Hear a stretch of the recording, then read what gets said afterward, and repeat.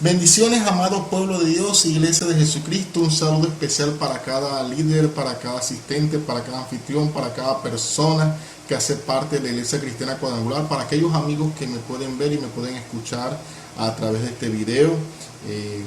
Les mando un abrazo grande de amor fraternal en Cristo.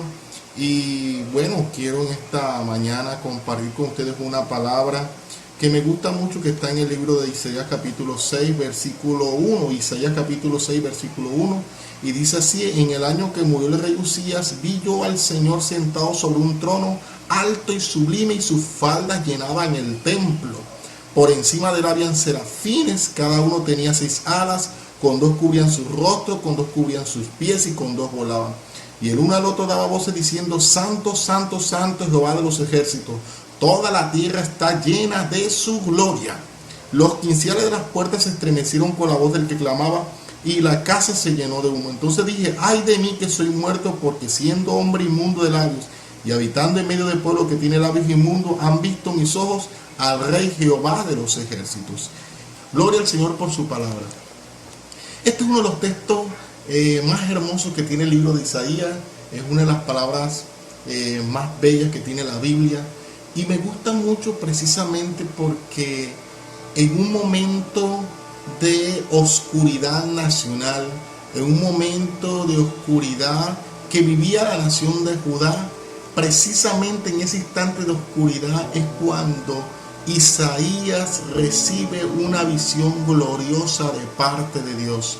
Es en ese momento cuando Isaías puede contemplar la gloria de Dios. El versículo 1 dice que que Isaías pudo ver la gloria de Dios precisamente en el año que murió el rey Usías. ¿Quién había sido el rey Usías? El rey Usías había sido uno de los mejores reyes que había tenido la nación de Judá.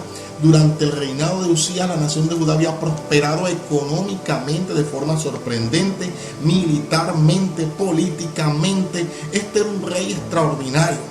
Pero la historia dice de que debido a su desobediencia, este rey murió siendo leproso. Y aunque era leproso, era un rey muy querido. Y llegó el día en que este hombre murió. Y cuando él murió, las esperanzas de prosperidad, las esperanzas de triunfar, las esperanzas de que los proyectos de la nación se realizaran, se vinieron abajo, se vinieron a pique. Las esperanzas se fumaron, las esperanzas se fueron. Pero incluso había un sentimiento de nostalgia, había un sentimiento de tristeza nacional. La gente veía el futuro de la nación de forma incierta. Pero mientras la gente sentía todo este sentimiento de desesperanza, de frustración, de tristeza, Isaías veía otro panorama distinto. Y es que hay que ver que cuando nosotros vemos la gloria de Dios, la persona que contempla la gloria de Dios empieza a ver un panorama distinto al panorama de tristeza y de frustración nacional que pueda haber. Hoy en día en nuestro país se siente un panorama de frustración, de tristeza, de desesperanza, pero aquel que puede contemplar la gloria de Dios empieza a percibir que en medio de la oscuridad empieza a resplandecer la luz de la esperanza. En medio de la oscuridad empieza a resplandecer un milagro sobrenatural. Hoy el Señor quiere mostrarnos su gloria. Hoy el Señor quiere mostrar su gloria y su poder. Hoy el Señor quiere que dejemos de mirar el panorama de tristeza que está a nuestro alrededor, el panorama de frustración, el panorama de soledad. Estamos en un tiempo donde la gente está experimentando soledad, pero hay que ver que cuando Isaías pudo contemplar la gloria de Dios, se esfumó la soledad, se esfumó la tristeza, se esfumó la desesperanza. Y por eso dice en el versículo 1 que él vio a Jehová en un trono alto y sublime. Hoy se necesita que nosotros podamos ver el trono del Señor, ver a Jehová en su trono alto y sublime, entendiendo de que para Dios no existe distancia entre el cielo y la tierra, y que Él puede desplazarse a la tierra a transformar las cosas, a enderezar lo que está torcido. Él aún sigue siendo Dios. Dios no ha abdicado al trono. Dios sigue siendo rey.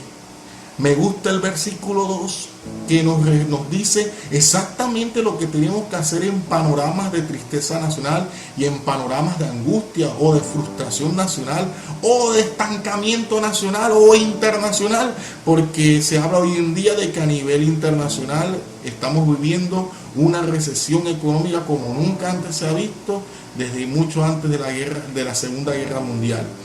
Se habla de que la crisis que enfrentará el mundo va a ser superior a la crisis de 1929 en los Estados Unidos, donde hubo la Gran Depresión. Esta va a ser mucho mayor. Ese es el panorama de desolación y de tristeza que enfrenta el mundo, un panorama similar al que experimentó la nación de Judá cuando murió el rey Usías.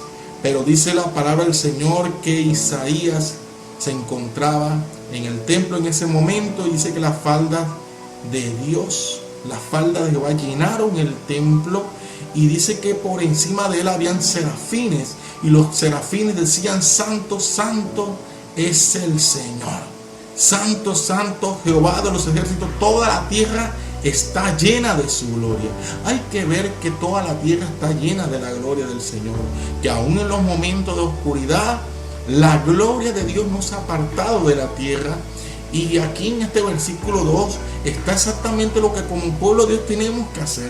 Los serafines empezaron a adorar a Dios, algo que rompe las estructuras de la frustración, del fracaso y de la tristeza, es la adoración a Dios. Cuando tú adoras a Dios en medio de la angustia, en medio de los problemas, los quinciales del templo, los quinciales de las puertas, es decir, aquellos corazones endurecidos, se estremecerán al oír la voz del Señor.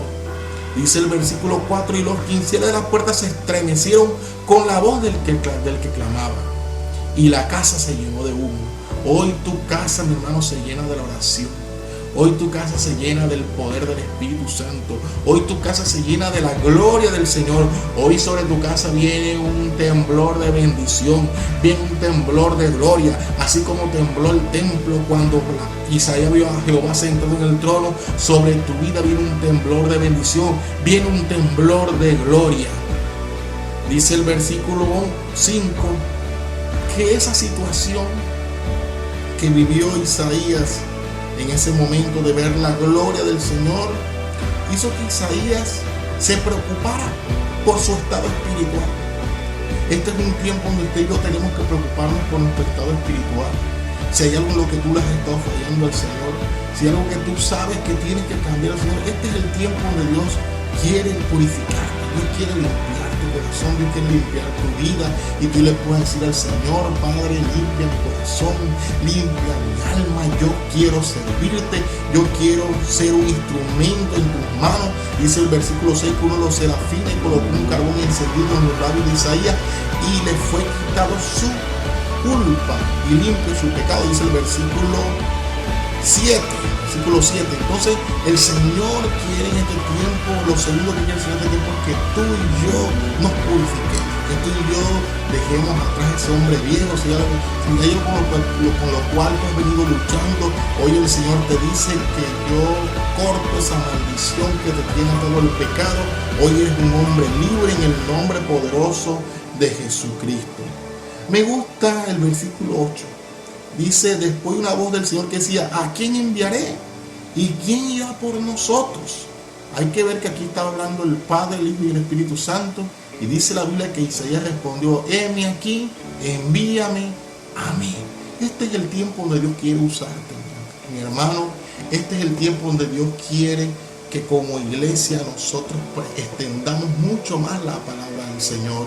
Este es el tiempo de dejar atrás los complejos, de dejar atrás las tristezas, de dejar de pensar tanto en nosotros y empezar a pensar en la obra del Señor, en que debemos extender la palabra del Señor, y más en esta época, sabiendo que Cristo viene pronto, sabiendo que lo que estamos viviendo es el resultado de una de las señales de la venida de Cristo, sabiendo que estamos a las puertas del arrebatamiento de la iglesia, y que como pueblo del Señor tenemos que estar preparados y que tenemos que conducir a la gente al arrepentimiento, ayudarlos, forzarlos a que entren por esa puerta estrecha que es Jesucristo.